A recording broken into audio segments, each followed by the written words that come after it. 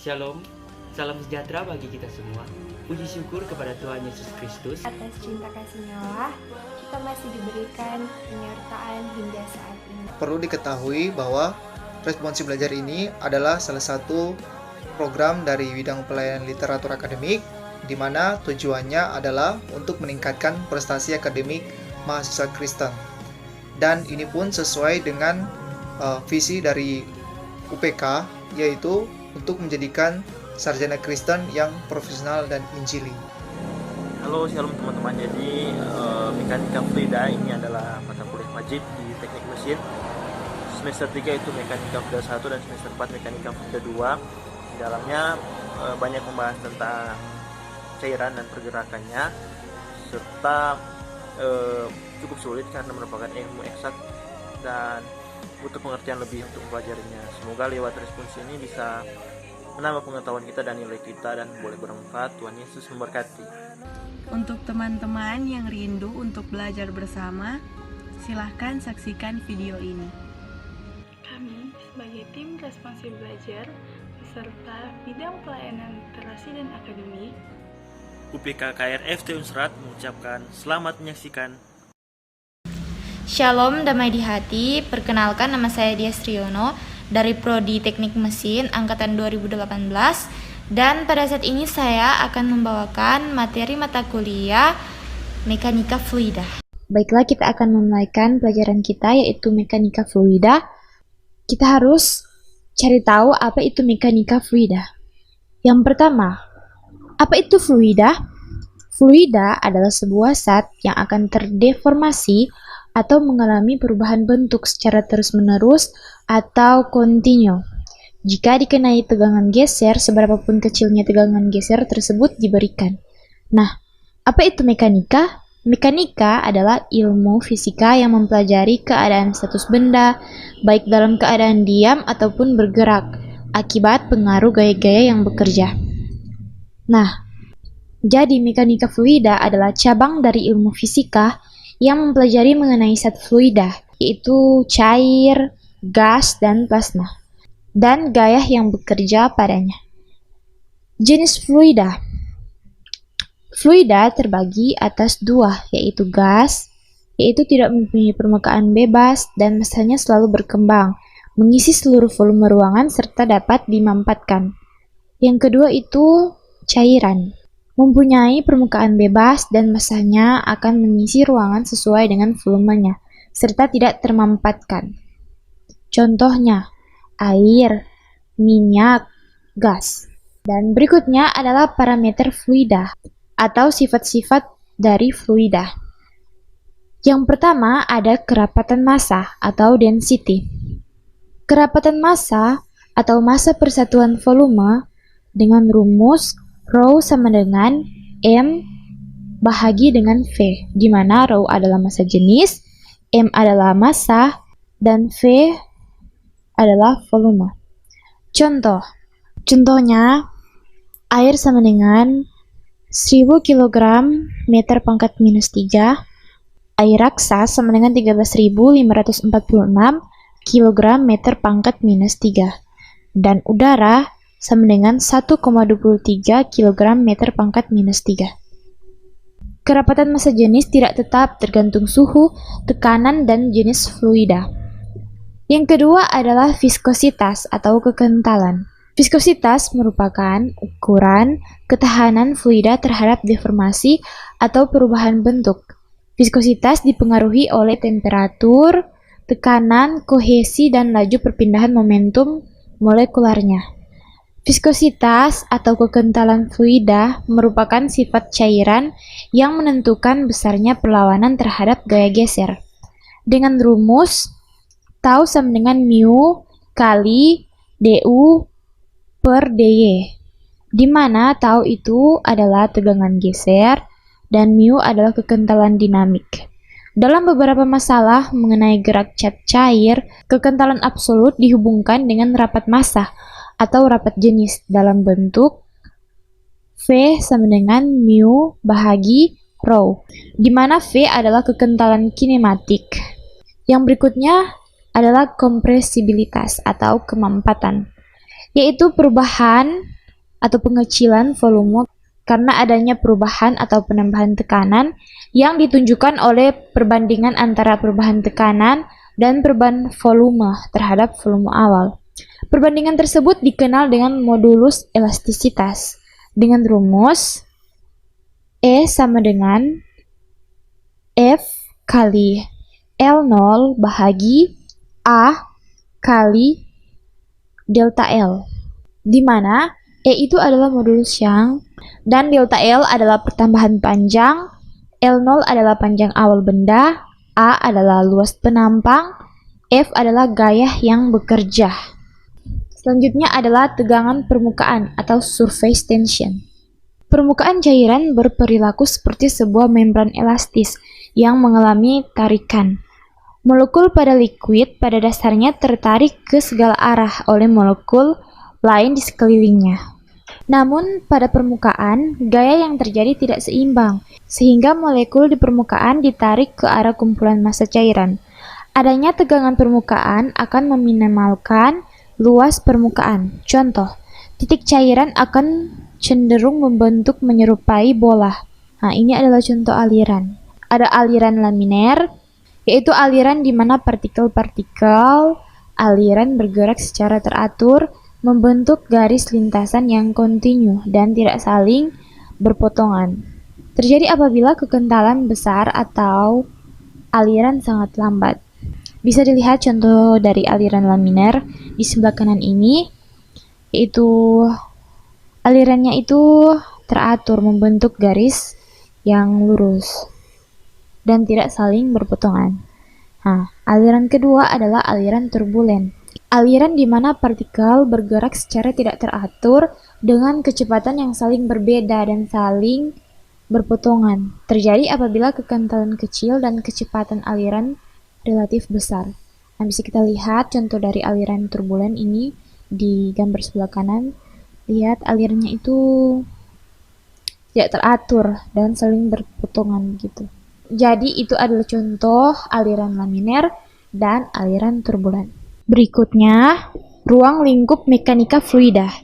Nah, bisa kita lihat di gambar ini ada jantung buatan dan juga aliran serta cuaca natural dan juga ada power plants. Yang kita tahu itu adalah nuklir, ada kapal, ada pesawat, ada tubuh manusia, ada mobil, dan juga ada turbin, pipa, dan juga aplikasi di industri.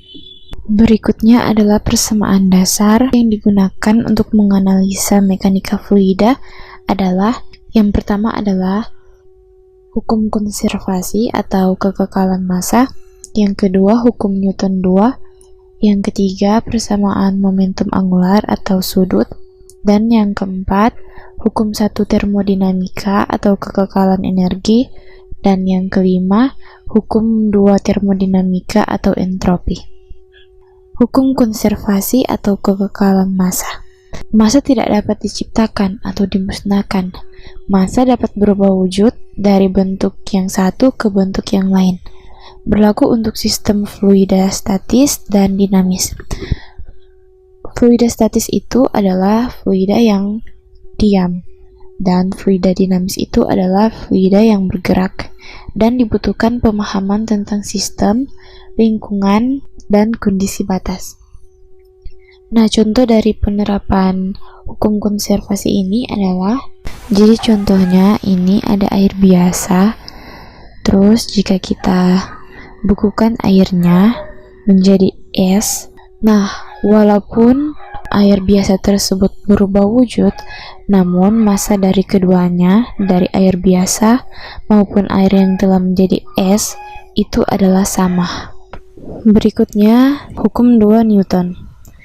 Jika ada resultan gaya yang bekerja pada sebuah benda, maka akan dihasilkan suatu percepatan dalam area yang sama dengan resultan gaya. Besarnya percepatan tersebut berbanding lurus terhadap resultan gaya dan berbanding terbalik terhadap massa bendanya. Dan secara matematis, hukum 2 Newton dinyatakan sebagai berikut. Sigma F sama dengan M kali A, di mana M itu adalah massa benda, A itu adalah percepatan, dan sigma F itu adalah resultan gaya. Nah, contoh dari penerapan hukum 2 Newton ini yaitu bisa kita lihat di gambar ini. Jika kamu mendorong meja seorang diri, meja tersebut cenderung akan bergerak lambat atau bahkan tidak bergerak karena gaya yang kamu berikan itu lebih kecil dari meja tersebut. Nah, kalau kamu dan juga ditambah temanmu mendorong meja tersebut, meja itu akan cenderung bergerak atau bahkan bergerak cepat atau dipercepat karena gaya yang kamu dan temanmu berikan itu lebih besar dari meja tersebut sehingga meja tersebut dapat bergerak. Berikutnya adalah momentum angular atau sudut. Momentum terbagi menjadi dua, yaitu yang pertama momentum linear, yaitu momentum suatu benda yang bergerak pada lintasan lurus dengan rumus P sama dengan M kali V. Yang kedua yaitu momentum angular atau sudut, yaitu momentum suatu benda yang berotasi pada porosnya atau bergerak melingkar hingga membentuk sudut tertentu. Arah momentum sudut tegak lurus dengan arah jari-jari.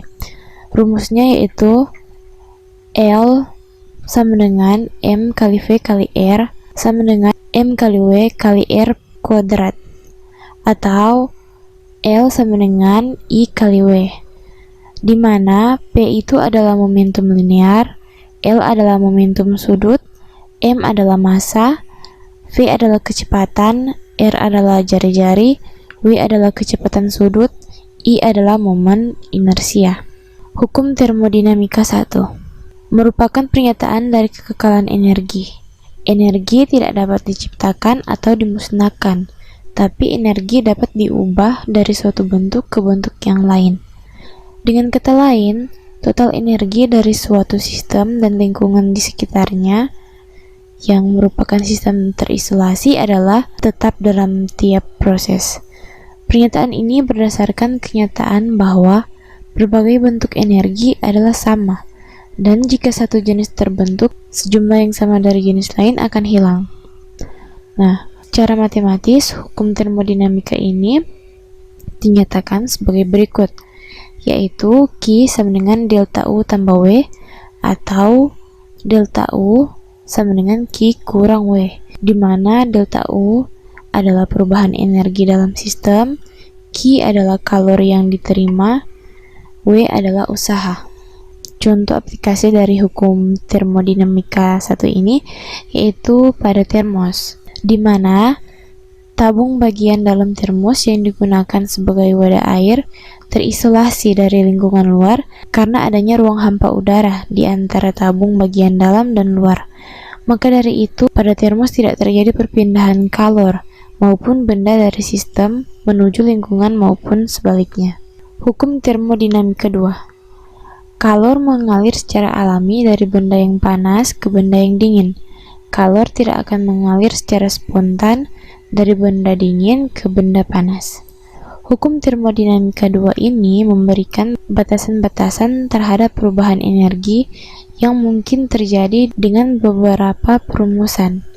Yang pertama, tidak mungkin membuat mesin yang bekerja dalam satu siklus menerima kalor dari sebuah reservoir dan mengubah seluruhnya menjadi energi atau usaha luas.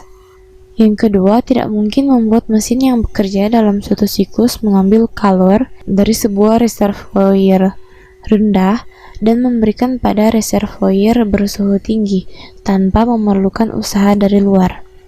Yang ketiga, pada proses reversible, total entropi semesta tidak berubah dan akan bertambah ketika terjadi proses irreversible. Pengertian entropi. Entropi dapat kita artikan sebagai ukuran ketidakaturan dalam sistem tertutup. Peningkatan entropi disertai oleh penurunan jumlah energi yang tersedia. Semakin tinggi entropi, semakin tinggi pula ketidakaturannya. Yang pertama, entropi pada proses temperatur konstan. Jika suatu sistem pada suhu mutlak T mengalami proses reversibel dengan menyerap sejumlah kalori, maka kenaikan entropi delta S dapat dituliskan sebagai berikut ini. Delta S sama dengan S2 kurang S1, atau Q bahagi dengan T. Keterangan delta S itu merupakan perubahan entropi, S1 merupakan entropi mula-mula, dan S2 adalah entropi akhir. Yang kedua adalah entropi pada proses temperatur berubah. Pada proses yang mengalami perubahan temperatur, entropi dituliskan sebagai berikut.